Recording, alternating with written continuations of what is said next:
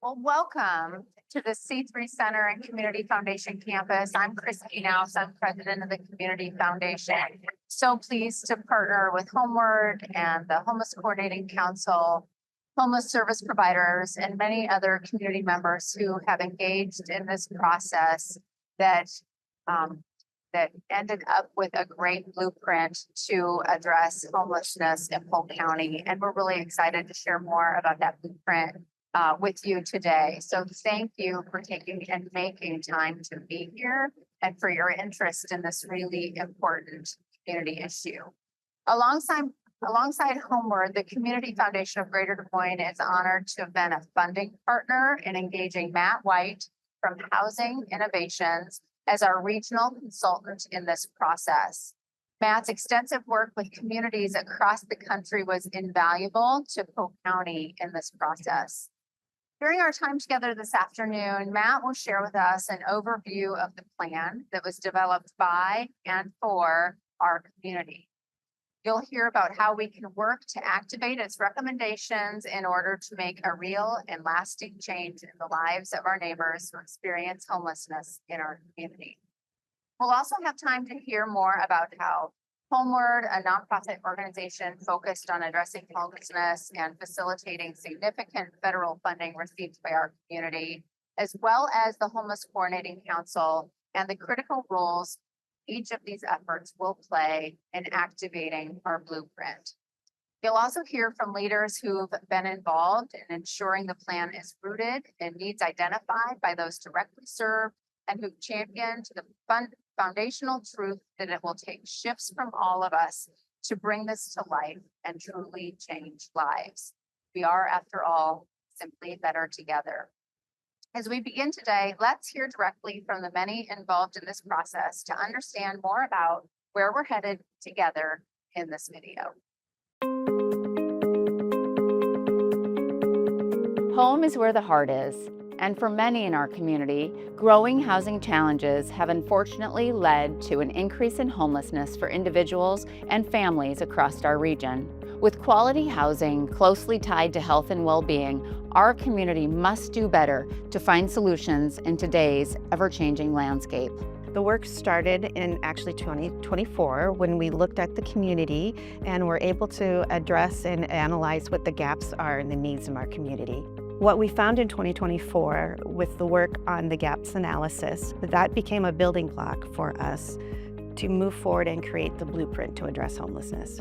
The blueprint to address homelessness outlines evidence-based strategies that will improve our ability to address service gaps to better support those experiencing homelessness in our region, with the goal of helping ensure community members not just survive, but thrive in stable housing that meets their unique needs. We're finally to the point of doing what's really important, bringing all the parties together around a single plan that we can be accountable to. There's benchmarks and accomplishments that are in there and assigned to specific people. Having this is the blueprint for solving and addressing homelessness in the Des Moines metro area. Over this 6-month collaborative process, there have been conversations with more than 250 individuals, including service providers, doctors, funders, elected officials, CEOs, and people with experience of being homeless, all working toward a common goal. The result is a plan with 7 focus areas and designated leads for each strategy, with a reimagined and expanded Homeless Coordinating Council. Well, I think it's a great way to bring our community together, to create that blueprint, a roadmap for our community to follow. And having a strategic plan like this is a great way of bringing everyone together, having that roadmap so we can accomplish great things together as a community. It really widens the scope of who understands the issue and brings new people to the table, and it really is a community effort to be able to decrease and end homelessness. As I've been a part of many of the meetings and listening sessions, one of the things that I've been very impressed with is everyone's level of commitment. It's feeling like we're all in. Having a community where we take care of everyone is just really important for me, and building that empathy for those who may be in situations that you do not understand. And we really want to have a community where everyone can thrive, not just survive. Having a blueprint that we can look at, that can be a living, breathing document that we continue to adapt and evolve over time is critical to us actually ending homelessness in Des Moines. We've been able to design, through this collaborative approach, a path forward and identify ways to support those that need it most. Quite simply put, it's just the right thing to do. Through collective action, we can drive progress toward ensuring that one day, everyone in our community has a safe place to call home.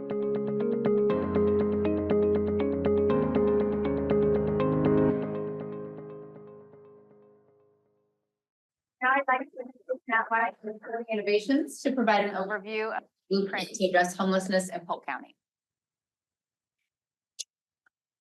All right. It's so exciting to see so many people who've been engaged and involved in the planning process up to this point. But if you haven't, the blueprint is now online, but I'm going to take a couple of minutes to walk through some of the essential elements of it. Let's make sure. There we go. So the strategic planning leadership group started their process by building a strong understanding of who are the people who are experiencing homelessness, what are their needs, what do they look like, and how do we respond as a community? We started this by looking at some of the data. On any given night, about 700 individuals experience a housing crisis, but over the course of a year, it's about 4,000 people. I had the opportunity through this planning process to actually go to shelters, drop-in centers, to do some ride-alongs with our outreach workers, and I talked to people experiencing homelessness. I talked to one young mom who recently had twins and was looking for some financial assistance and some help finding a new place for her new family. I talked to a veteran with post-traumatic stress disorder, some addiction issues. He wanted to work, but just needed some help with his treatment and a new place to live so that he could rebuild his life. And I talked to a convenience store clerk. And this was a woman who was sleeping in her car. She had a job. She just needed a little bit of help to find a place to live and maybe a little bit of financial assistance to get started in that new place.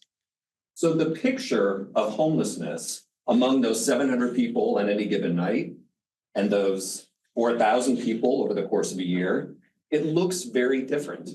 The experience of homelessness is unique to each individual. So we needed a blueprint that would respond individually and had the flexibility to provide solutions that could be fit to each individual's particular needs.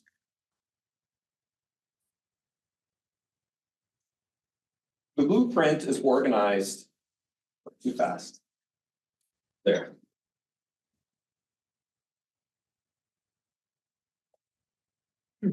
Slight delay, so it's taking me a second to catch up.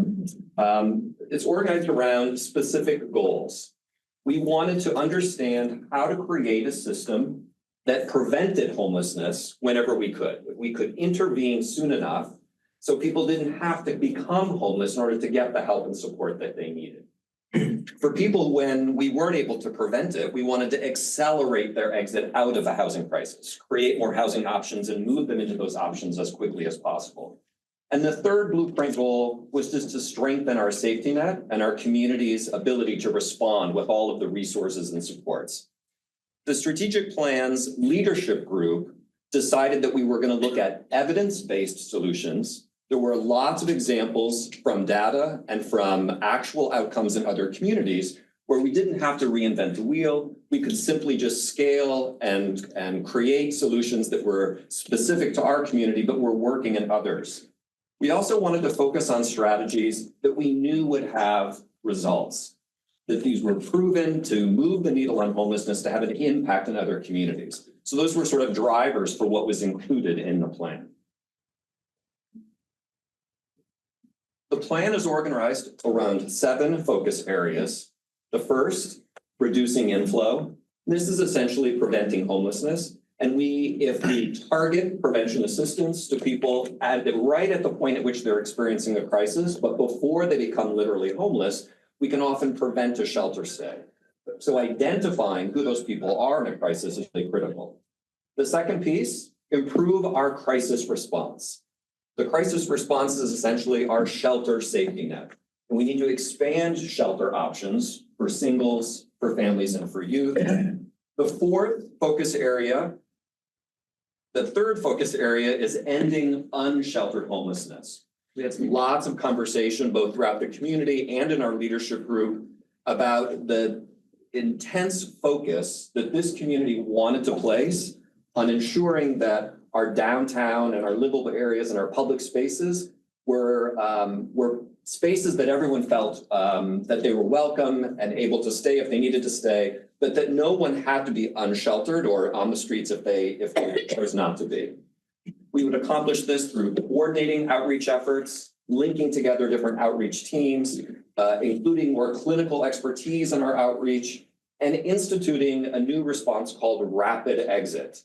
And this takes people directly from the streets and puts them in housing with the kinds of supports that they need to maintain that housing.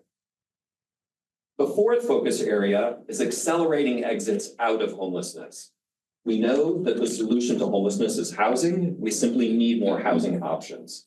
So proven program models like rapid rehousing, where we provide supports to help people find a landlord in the private market, and then financial assistance to get them set up on that housing and some rental subsidies to maintain that housing for a relatively short period of time. Some people would also need permanent supportive housing. These are people with long-term needs, often a disability that requires intensive services that's matched with the housing. These additional expansion of rapid rehousing and PSH are key to accelerating exits out of homelessness. The fifth focus area is strengthening connections to adjacent systems. The homelessness system can't and shouldn't be responsible for ending homelessness purely on its own. It's going to take the concerted efforts of other systems in addition to the homelessness system. So our criminal justice system, hospitals, behavioral health, education, all of these other systems have a role to play in helping to identify people who are experiencing a housing crisis, and then linking and making sure that those people get the kinds of services and supports that they need. The sixth focus area is active system management. Again, the leadership team was very focused on data and using data to inform decisions. So active system management is simply using information about our system. How many people are homeless? When do they experience homelessness? How long do they stay? What services and interventions do they need? And then using that data to actively manage the system. Where do we need to expand options? Where do we need to streamline efforts? And when we're not getting the results that we're expecting through the concerted efforts and the interventions, what kind of adjustments do we need to make to our system? So this active system management is a strong component of the plan. And then finally, the seventh focus area is developing more affordable housing options, like vouchers, speeding the development process for more housing, of housing that gets developed, ensuring that some or a portion of the units or the components of that housing are accessible to people who are trying to exit homelessness.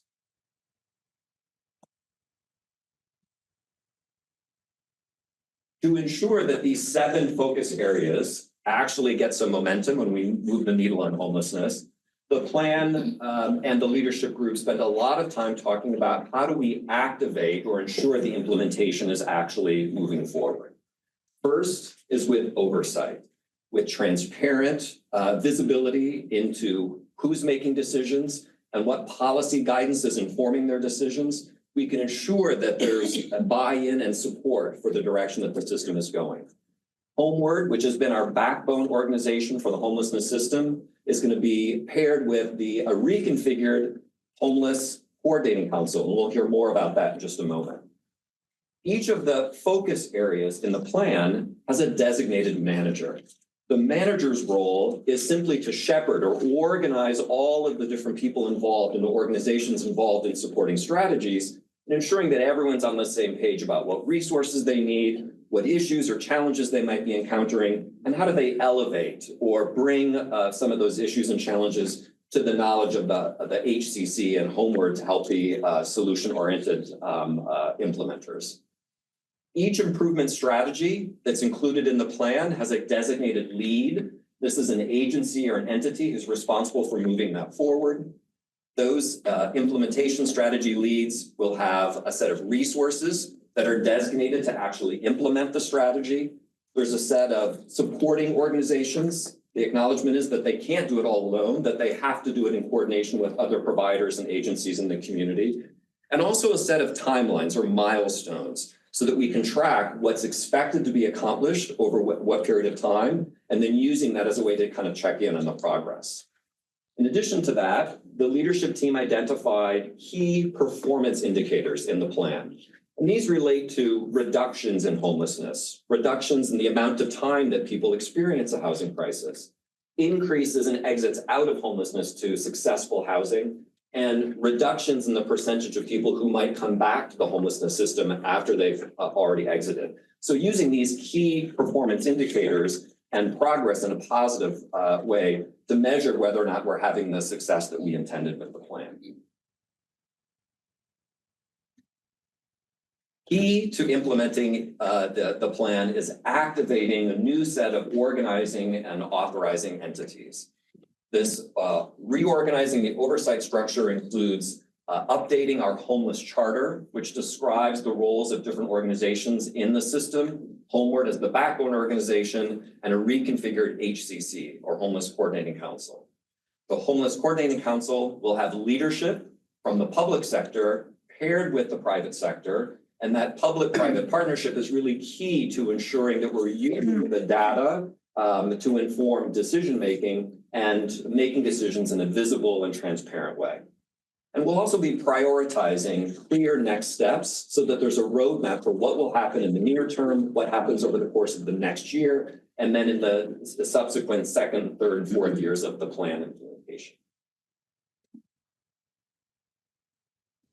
We've ensured that not just a set of strategies and activities to move this forward, but an implementing structure to harness the energy and the momentum of the community to make sure that there's progress in a positive direction to this plan.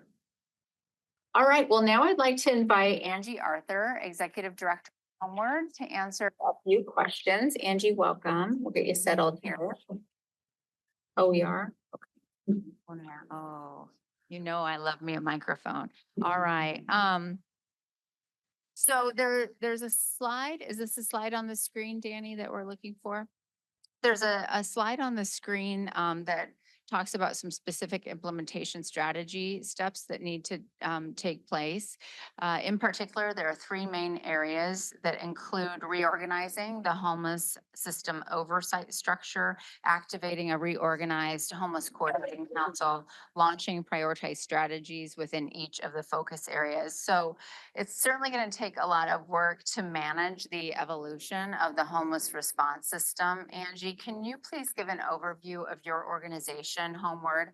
Help us know your current role, but then, where do you see the organization leading when it comes to activation of the blueprint? What will your role be? Well, happy to do that. Hello? Yeah, of course. All right, there we go. Homeward is a nonprofit organization that is the homelessness planning organization for Polk County. We were formed because of federal requirements, and so there's federal dollars that we work with in our community. We were able to, over the last 5 years, move from bringing in $3.5 million in the community of federal funds to $7 million. So we're really pleased about that kind of work. And, we are really working to also support our homeless service providers in the system that we have within our community, focusing on training, working that advocacy as well as moving those things forward. And as Matt talked about, evidence-based practices, how can we implement those within our community? How can we support that different work? And how do we as a community better serve our neighbors that are experiencing homelessness? Homeward also really works to try to help people understand the need for and the importance of working in our homelessness system and supporting and doing the work that we have. I know, Christy, we really appreciated the opportunity to partner with the Community Foundation in funding and planning to bring Matt back into our community. We did a gaps analysis in the previous year and felt it was really important to move us forward as a community, that we needed to put together a blueprint. And so I think those are some really great opportunities. One of those things that we're charged to do is to create a community strategy. And so we know that the work is more than Homeward as an organization. The work, as Matt said, is more than the homeless system services of our community. We really truly need to create a community response to homelessness. And when those things are needed, we really need that community engagement at all levels. So I think for us moving forward, we're going to be very involved in working with the blueprint. We are the focus manager leader in 5 different areas. So we're going to be working in partnership, particularly with the Reimagine Council that we're going to be having. And so we're very excited about that work. I think we do need to acknowledge that we have instability on a federal level right now. And that is something that is going to have impact on us, regardless of where we are, right? So I do think that having our plan, a blueprint, coming together as a community, having more collaboration, having more partners at the table, having more ways to reduce those silos that we experience will be better for us in our community and allow us to respond more effectively and quickly as we see what the environments are on a national basis moving forward. Well, I think as a funding community as well, having the blueprint when we need to be extremely strategic about our current investments will really help us focus and come together in a much more meaningful and I hope impactful way from the funding community as well. So I've been really impressed with and encouraged by the funding community's engagement in the planning process, and I think commitment to see it play out and activate as well. Talk a little bit more about you being a driver for some of this change as well. What are some of the things that you're most excited about or that you see as first next steps in helping to activate this? I'm excited about focus on different areas. We're building more capacity in pulling in together these partnerships and having these, public-private partnership work. Because quite truly, we're a mighty team of 3, right, in our organization. And service providers are doing the hard work day in and day out. And we need the community to come together to be able to do that broad-based support. So we have been able to identify those different areas. We have strategic leaders for each area, and then that'll be organized, as well as we're very excited too about having the ability and the investment in our community to bring a staff person that will work directly and focus on the overall blueprint so that we can have that sole dedication to someone moving the blueprint forward in our community. Helpful. Anything else you wanted to add, Angie? I think it's important for everybody to know the extraordinary level of engagement that the community has put into this plan. We had well over 250 folks participate in this, as well as having a wide variety of individuals that participated in the work. So we had, I had to write these down because we had so many different folks, but we had CEOs of large corporations, homeless service providers, affordable housing developers, elected officials, funding organizations, culturally specific organizations, first responders, school systems, and of course, folks experiencing homelessness, all participated in the work. So a wide viewpoint, a wide area of focus. And I think we talked about having staff dedicated. Also, there's been a lot of reimagining of solutions for us in our community. And a lot of people are asking about what we can do and how do we move forward to make changes in our community. I think it's important that we're also reimagining and moving our visions forward together with the same vision and goals. That's what the blueprint's for. That's right. Get us on the same page. Thank you so much, Angie, and we'll welcome you back here in just a little bit. Now I'd like to welcome Councilmember Chris Coleman from the city of Des Moines to provide some reflections. He's the current chair of the Homeless Coordinating Council and evolving the Homeless Coordinating Council as a driver in activation and oversight of the blueprint and is a key element necessary to drive the impact and ensure accountability. Councilmember Coleman, thank you for being a part of this. You've put hours and hours into this planning process, and I hate to tell you, but I think it's only just begun. So I'd love for you to tell us more about the Homeless Coordinating Council, maybe what it was, but more importantly, what your vision is for its future and how it truly is going to be the activator for this. Great question, and I'm thrilled to be here. Before I answer the question, I think you probably are like me. Like of all subjects to get this group of community leaders together, it says something really profound about our community. And I'm so thrilled to be here and to be part of it. It deserves our best thinkers and doers. And we have those here in the room today. So thank you for letting me be a part of it. The Homeless Coordinating Council was a little bit of an accident. When I was a younger council member, Supervisor Conley and I were organizing joint meetings of the city council and the county board of supervisors. And at one of them, we all kind of agreed that the long debate about where to replace Central Iowa Shelter and Services had gone on too long. Some of you will remember that, you know, I was at United Way and had a front row seat in my career there when Churches United became CIS and the shelter was built on Mulberry.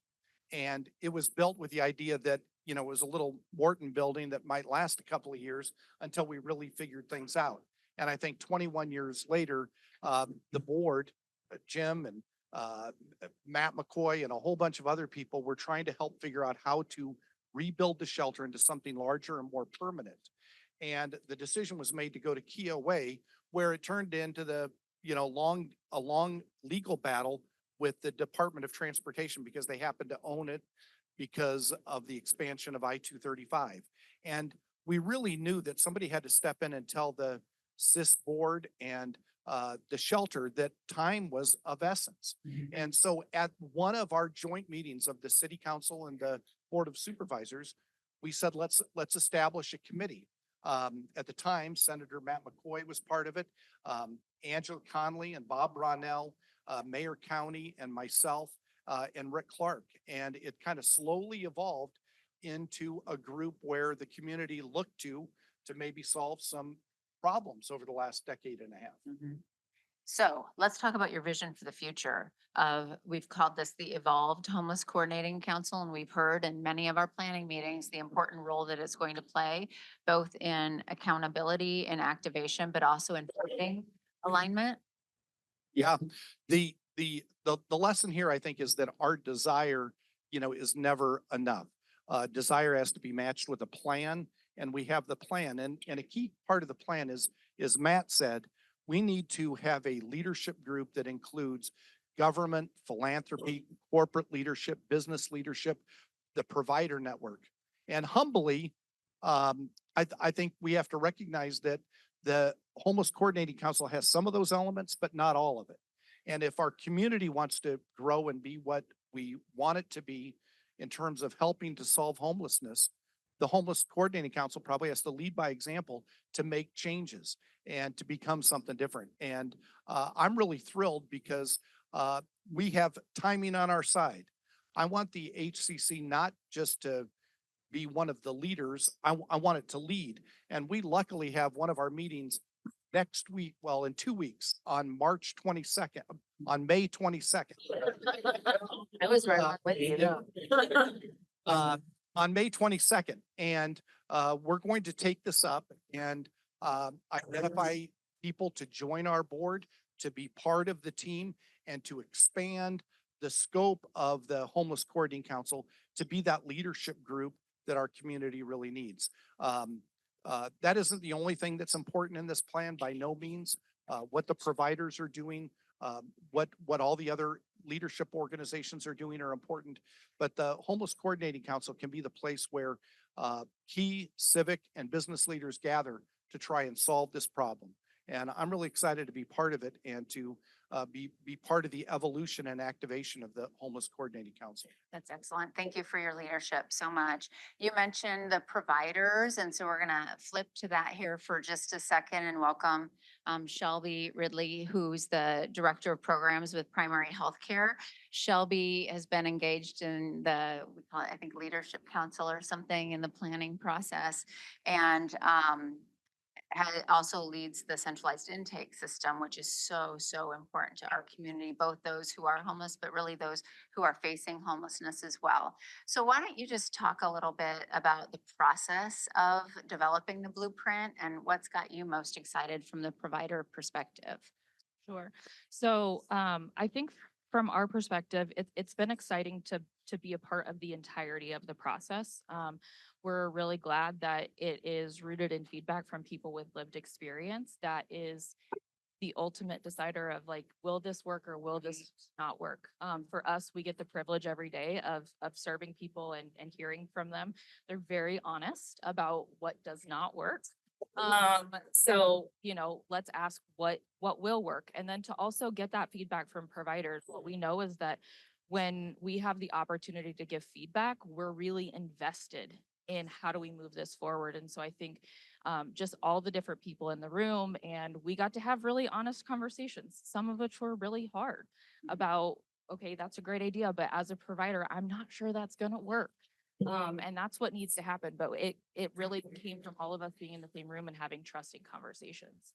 I love that you reflected on the process. Talk a little bit about looking forward now with this roadmap.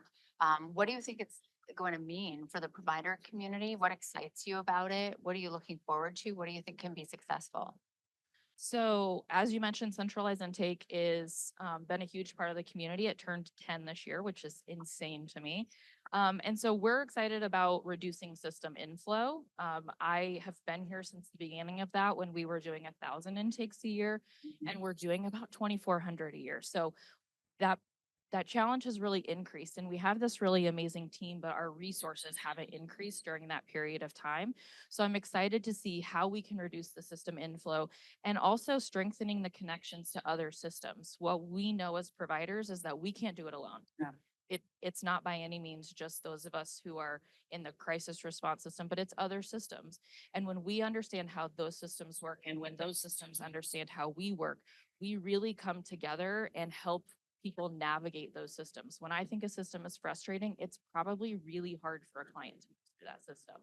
And so really bringing us together and having that investment is super important. And I think as providers, we're excited about, how do we start seeing all of these things, all of these conversations come together and seeing those numbers come down. And we also get the privilege of seeing fewer people through our doors, which is, we love humans, but we would love to see fewer people needing our help. Absolutely.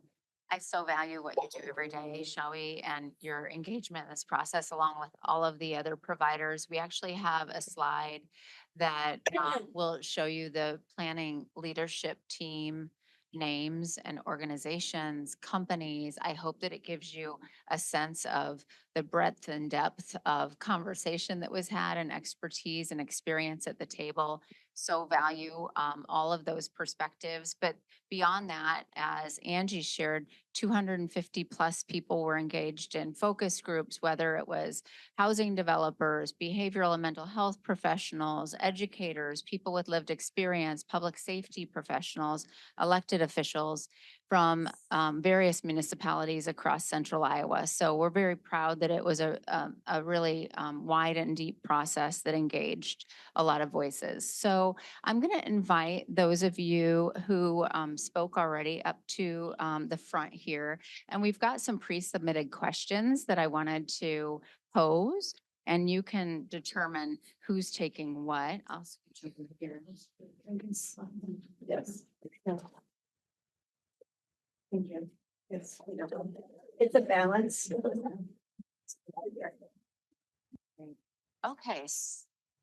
So question number one, there will always be a segment of the population that may not easily fit in the planned solutions or for many reasons don't want to or cannot manage to follow steps to be homed. What are the plans to accommodate these people and minimize their lack of basic needs being addressed due to not being housed, like showering, toileting, laundry, clothing, places to sleep, et cetera? I think we have a huge commitment as a housing first community to showing up for people where they are. They're making decisions that are best for them on that day. And we really want to utilize progressive engagement strategies. So knowing that we have to build trust, people don't trust systems inherently. And I get that. And so we have to show up and we have to offer things without condition. And I think, the shelters have opportunity to access primary health care, and we want to be nimble about how we provide services. We have street outreach workers, additional street outreach workers that very flexible. If they're not, I don't know where they're at, they're doing their job because they're just out and about all the time. And so I think we're still committed for people to make decisions that are for them and for life. And we're gonna be there along the way to say, okay, here's the option. Are you interested now? And if you're not, that's okay. But we have to be flexible and understanding that everyone will fit into the box that we have available. That's right. And we talked about different boxes that are needed in this community. I think I really liked the notion that the leadership group wanted to challenge the assumption that people don't want help. Yes. And when we did engagement with people lived experience, I didn't find anyone who said, I don't want help, this is the lifestyle I've chosen. It's incumbent upon us and upon the system to identify the kinds of solutions and the pathway to connection that makes sense and is aligned with a person's interests. So we have to make the adjustment. The system has to be flexible rather than expecting people to make they're already in crisis. So give an example of that. What might that look like in our community versus what it looks like right now? I think some of the things that Shelby mentioned, when we talk to people experiencing a housing crisis, they're worried about where they're going to sleep, how they're going to feed their kids, where they're going to store their belongings. And they're not so interested right away in family counseling, although that might be an issue that's what's most driving to them. What's most critical for some people is, I just want to know where I want to be safe, and I want to know where I'm going to sleep and where I'm going to store my things. So if we can engage people about that's what's engaging to them. Okay, let's talk about your safety. Let's talk about where we're going to store your things. Let's talk about what you're going to eat. What's your plan for tonight? That's a different way of engaging. That's not about, here are the rules for our program. When you're ready to follow these rules, then we'll be happy to enroll you. Any other comment on that question? Okay.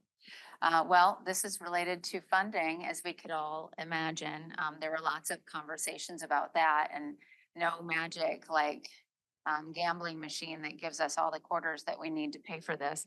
How can the plan work if we're relying on federal funding? The COVID money is gone and not coming back. So you could even advance that to say, how much funding is this going to take? Where is it all going to come from? How are we going to make this thing come to life? It's not going to be easy, right? It's going to take all of us together from those conversations. I think we have an opportunity to do a lot of advocacy. We have an opportunity on the state level, because in 2025, the state of Iowa is putting $1.7 million into the Shelter Assistance Fund, and that's the entire funding of the state of Iowa puts into homelessness. So there's a lot of opportunity to have conversations. What does that look like? This is a long-term plan and discussion. There's a lot of I keep saying a lot, but there's opportunity that we also have in advocacy on the federal basis. We just really need to be paying attention to what that is. I think I've talked to my legislators more in the last 3 months than I have in a very long time. So there's relationships that we're developing there, having conversations. From that perspective, several of us are going on the Des Moines partnership trip to DC. So what can we do from that perspective? But also, I think it's an opportunity to have a conversation for our public-private investors to look like partnership with the Community Foundation, and there's a fund that's being established so that we can make those investments on a community-wide basis. Those are just a few things. Just real honest conversations about what the needs are and what the long-term aspect of the needs are. Any other comments? I'll quickly add that I think today is a critical piece of having the resources. Like having a plan attracts money. People are hesitant when they don't know exactly that a particular program or a particular effort, when it's not tied to an overall community plan. And so I think number one, this is a big day. And number two, I think we have to show success. If this community has proven one thing to me over the decades, it's that we all want to be part of a winning team. And we need to show that we can make incremental progress, and we need to do it quickly.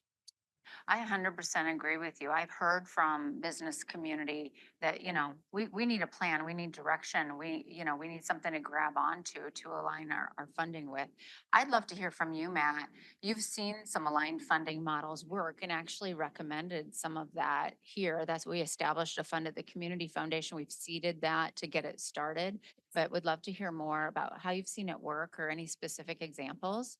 Yeah, from the very beginning of the planning process, the assumption was that this is really a scaffolding and that all of the components that form this scaffolding are the public-private partnership, engagement from other systems, strong business and private sector interest, to the extent that it's broader than just what federal funding can we rely on, but building a firmer foundation and then layering on that foundation all of the elements of the blueprint. So I think from day one, Polk County, Des Moines was positioned. Unfortunately, it's just a different funding picture federally than it was when we started. But I don't think there's any community that's better positioned to navigate those sort of tricky waters than Polk County is with this plan.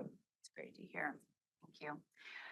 Another question, can you elaborate on how addressing homelessness more effectively helps strengthen the entire spectrum of housing need or choice in Central Iowa? I think it helps us understand when we have a better understanding, talked about having the system in place to be more active management engagement. We understand who are experiencing homelessness and what are their needs. A family has a different housing need than a single individual. A senior has some different housing needs than someone that maybe is a young adult that's never had housing before and so doesn't have a credit history. So I think it's important for us to think about those different things, acknowledging the fact that one solution does not fit all, that we're going to need a variety of options. And within the different plans itself, the different pieces of the blueprint, we have certain areas that will help us address what some of those needs are. And the thing about the blueprint too is it's going to be a living, breathing document. We're going to come back after, a year and look at the different results and are we still on task for what we need to do? And that will help us to be able to address those issues. Any other thoughts on that?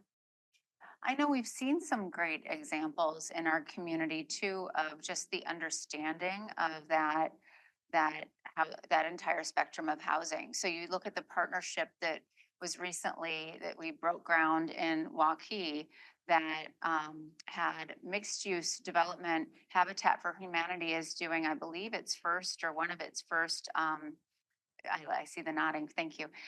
One of its first townhome or developments. And I just think creative strategies like that, where they're working within that municipality to come up with solutions and funding together are things that we can really use as a model and continue to elevate and grow in other parts of our region as well. Let's see. What are some of the ways the strategic plan promotes collaboration among different sectors, nonprofit, for-profit, public, or cross jurisdictions? Cross collaboration. I'll give Matt a lot of credit. Many of us are paid to sit in a lot of meetings and be part of processes and a lot of talk and chatter. I appreciate this plan, and when you read the entire plan, you'll see that each of the key strategies and accountabilities are assigned to somebody, and other partners are listed there. So it doesn't mean this person is the only one responsible and, you know, you're gonna do that and exclusively that. But we start with a blueprint that shows how we can work together to solve this. And so I think in the actual text of the plan, you'll see some really smart ways that he's seeded the kind of collaboration we need to solve this. This is a big, complicated issue, and no one group or no one party is going to solve it. The issue doesn't belong to anybody, and we can't put it off on anybody else. Together, we can solve it.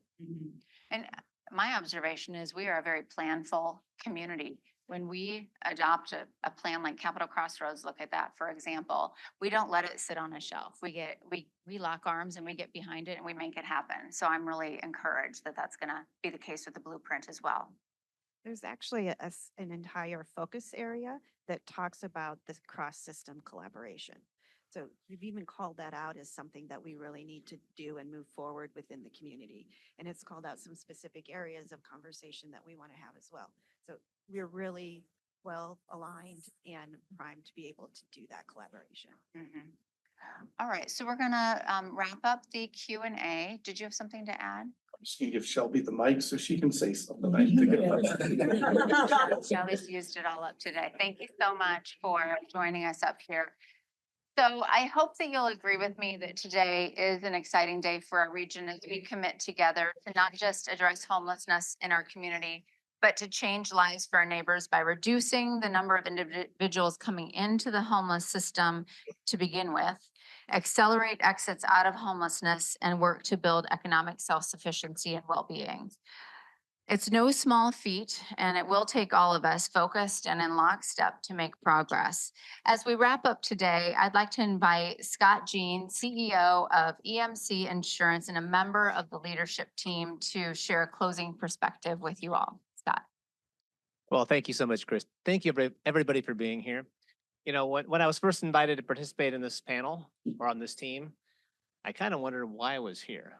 Right. In fact, I remember the very first day I admitted to the entire group, I am feeling super ignorant. And I'm here to tell you, after spending all that time, I'm even more ignorant now. Even though I learned so much over the past 6 months about this process, about homelessness, one thing I also learned is there's so much that I simply don't know. And so I think all of you, well, we all have ideas about what might work, but when you get a group of people together and have different perspectives and have an inclusive approach, that's when you can really make a difference and really see progress being made. So, you know, one thing I did learn through this process, though, was a lot about our community. We've got a lot of very strong people, a lot of great nonprofit organizations, service providers that are doing a lot of great work in our community. And I want to make that analogy of a lot of these organizations, businesses that have worked together as oak trees. Now, you're all familiar with an oak tree, right? Many of you have them in your backyard, see them in the parks.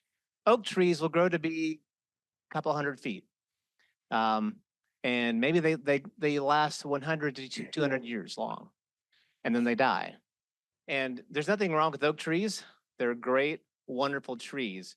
But the thing about oak trees is they support themselves, right? They can only grow so high because they have a support network that exists of the oak tree itself and nothing more.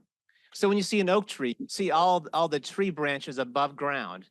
And what you don't realize is that that same basic structure is recreated below the ground. To support all the weight of that tree, you've got to have this elaborate root system beneath the ground that supports that tree. And that's kind of the way a lot of businesses operate. That's the way a lot of communities operate. We operate in silos. We work together very little. And even in departments in a company, you'll see silos doing their own independent things, looking out for each other. And I would say, or well, not looking out for themselves. And I think that's pretty common even in a community with businesses looking out for themselves, and with nonprofits doing their own thing. They all have own separate boards. But imagine what it would be like if you could get a community to really come together, all the nonprofits, the businesses to come together and to work together. And that's what you get with the redwood trees. So you see an example of the redwood trees up on the screen. These are tall, majestic trees. They sometimes grow to over 3,000 feet, over 10 times taller than an oak tree. They also live to be thousands of years old. In fact, it's truly amazing to see how majestic and large these trees are. You can see in the picture in the middle, there's a person standing between the two trees. And then on the far right, you see my family in front of a tree out in California. The tree is wider than my entire family, and it's many times 31, 32 feet wide. The interesting thing about these trees, Danny, on the next slide, is the root system that exists for these trees. So on the next slide, you see what the root system looks like. It's not like the oak tree where all the roots go deep into the ground and they get support themselves from the ground. The redwood trees have roots that are very shallow. So how do they grow so tall and majestic? They get their strength from each other. Those root systems grow together and they create an environment where the trees support one another. So imagine in a community when we have nonprofit organizations that are doing some great things and businesses that are doing some great things. But the more that we can come together as a community to get behind a plan like this, a blueprint, and say, here is the roadmap and how we can eliminate homelessness in Des Moines and in Polk County. And how do we do so? We work together. You see how those trees work. Oak trees, 300 feet. The redwood trees, 3,000 feet. We can be better. We can be better together.